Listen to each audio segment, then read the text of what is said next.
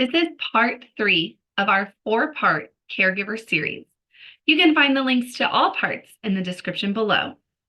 This is engaging with the medical team and asking for help. You're bringing up a good point, right? The relationship with the transplant center. And I think for sometimes it's really tricky for families, right? Because they know that there's so much pressure to have this unit be performing in a certain way to make transplants successful. And it can sometimes make it even harder to ask for help. How do you kind of break that down so that's not a barrier for patients and families to say, I'm struggling. Like, can you help me? I think part of it's just addressing it directly, and this is what we call the tyranny of the gift. Right? You feel beholden to that organ, and that in and of itself is stressful. That you have to live a perfect lifestyle, you have to take your medications perfectly on time. Otherwise, you're, dishonoring the memory of, the donor family or something. And just addressing that as something that we recognize and something that transplant patients and families do struggle with is helps build that community and like Dr. Patel said earlier, those feelings and thoughts are okay. But yeah, it does get overwhelming, and making time for yourself is important, and in the long run, that's going to care for that graft better. I'm not sure if I answered your question exactly. Dr. Patel, what do you have to add? Well, I know that we always talk about, the stigma related to transplant and, the stigma that, how hard it is to ask for help. I mean, I'll be honest, it's hard for me to ask for help. And I work in a helping profession. I think that's just part of being a human, and wanting a little bit of independence or, I can figure this out. It's hard to ask somebody for help when you feel the most vulnerable, when you don't feel like yourself, when you don't feel like you have control over the situation, or, you don't know what to do next. You don't even have an idea of what to do. So I do want to address that. We also know as the medical team that there is a stigma for that. And we're also looking to make sure that you're taking care of yourself, because just like Josh said, it is a team effort, right? So the other thing that I do encourage our caregivers and our patients to talk about is transplant. And it feels a little counterintuitive. We were saying, don't talk about transplant. Now that's all you're talking about. But, I think transplant is almost one of those invisible sort of medical conditions, right? I mean, transplant, the surgeries happen where typically clothes cover. You might not know if a person has undergone a transplant right away without, having a further discussion with them. So there's a lot of invisibility with transplant as well. So I think that's part of the obstacles of asking for help and recognizing that you're not alone in this. One of the things that I always tell people about grief, and I actually think really rings true for transplant, is that grief feels so isolating, yet every single person, including myself, who's experienced grief, I think feel pretty similarly, even though it feels like it's the most isolating experience. I think transplant's very similar. It's the most isolating experience, yet one of the most universal themes that I talk about with all of my patients, ironically. So I think just kind of knowing that you're not alone and you're not crazy for asking for help at all.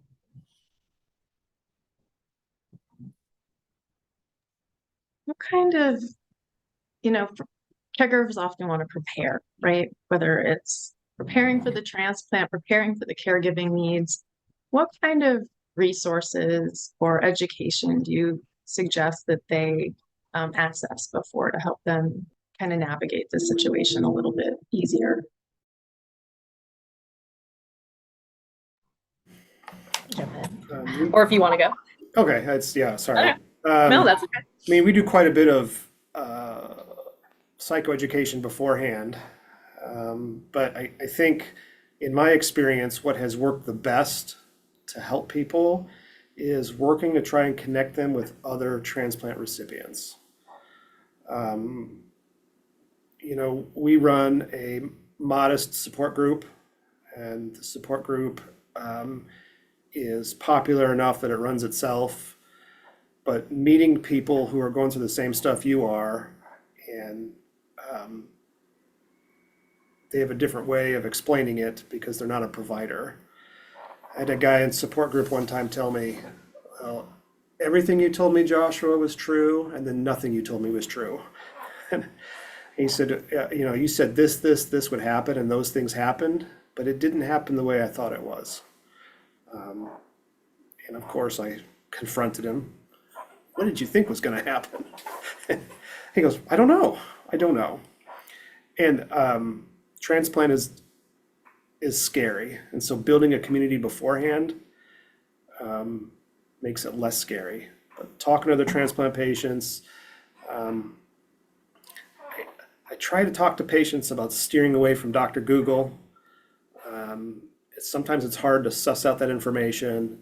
We do have a list of websites that we give out that are vetted well, and the information is accurate. And so, that's good. And then using us as a resource. If you're worried about something, call and ask.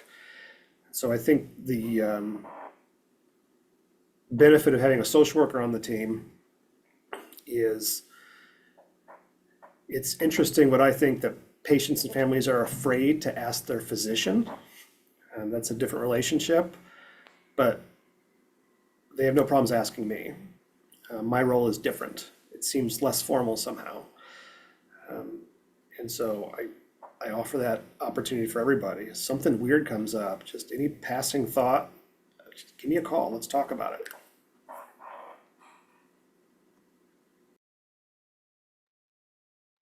I would say that's also how I operate. I think I end, and I say during multiple times in session, I always end session, you're not going to say something that's going to scare me or that's going to concern me. I think I would rather hear from you than not, is what I usually tell people.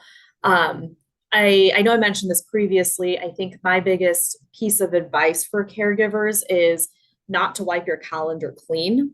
And so what I mean by that is using and setting realistic goals and expectations. Okay, so I know when I have these doctor's appointments that I might need to help be a transportation person for, or, I know I'm helping my loved one in the evenings after I go to work, right? So I don't want caregivers to necessarily just have this blank slate of I am at your beck and call whenever. And of course, there's a balance here, right? As people get further out from transplant, they might need less and less support, but maybe initially they need a little bit more support. So I want to make sure that people are, again, attending to their life and their needs, but also making sure that they're setting realistic expectations and goals, right? So back to my example of, okay, I know I'm on duty in the evenings after I work. How realistic is it of me to work, my job from 8 to 5 and then head straight over at 5:30?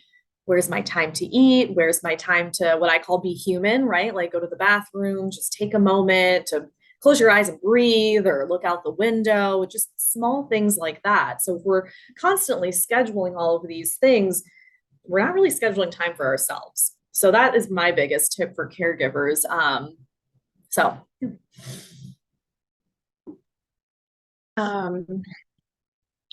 I guess that also brings it back, kind of all circles back to asking for help, right? Whether you're trying to ask help through your providers in terms of how do I navigate this, but how do you suggest caregivers navigate the helpers around, right? Because I think they're often like, well, this one wants help, that one wants, I don't even know how to organize that.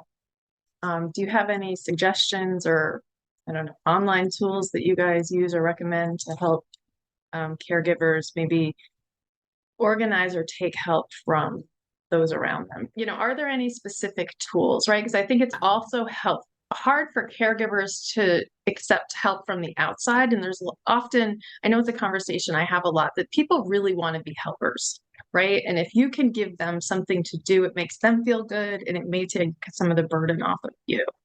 Have you found there's any sort of, I don't know, app or online stuff. I know that sometimes like communication from the hospital, like when the patient's admitted, sometimes it's easier to do one communication. Like, are there tools that you find that help just kind of manage the helpers? Yeah. Okay. So I'll kind of share a little bit about what we do here at IU. So we have a support group for our caregivers. It's a really good experience for a lot of them. We have one of our rules where we don't talk about the recipients and we just talk a little bit about what's going on with everybody else's lives. So, for example, one of the members shared a project that she's been working on, like a quilting project. And she shared that every time that she comes into the hospital, she brings it with her. So it's kind of become part of the transplant journey for her. But it's also been a source of a lot of comfort because she goes to quilting conventions and gets to meet new people that way.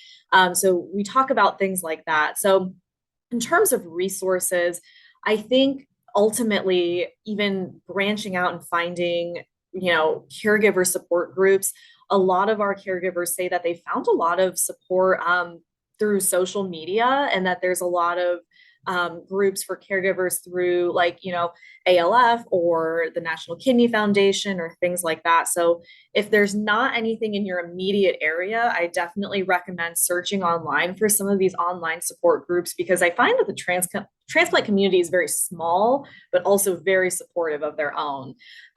So that's what I've heard kind of anecdotally from our patients. I think for tools,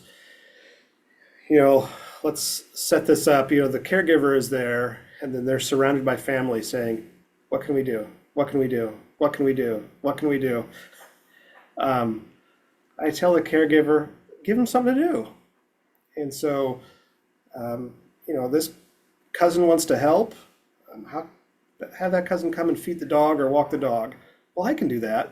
You can, but so can that cousin. Or ask somebody to help you with grocery shopping. Oh, but I really like grocery shopping. That's me time. Okay, then you keep that one.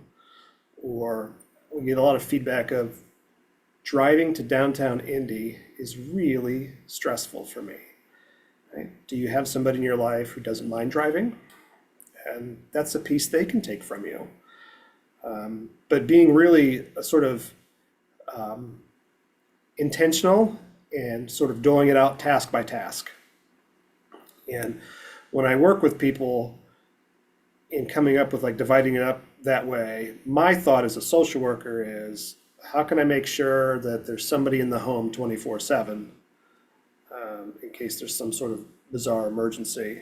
And so even if this person's caring for the dog for 10 minutes, well, that's another person in the house to help out.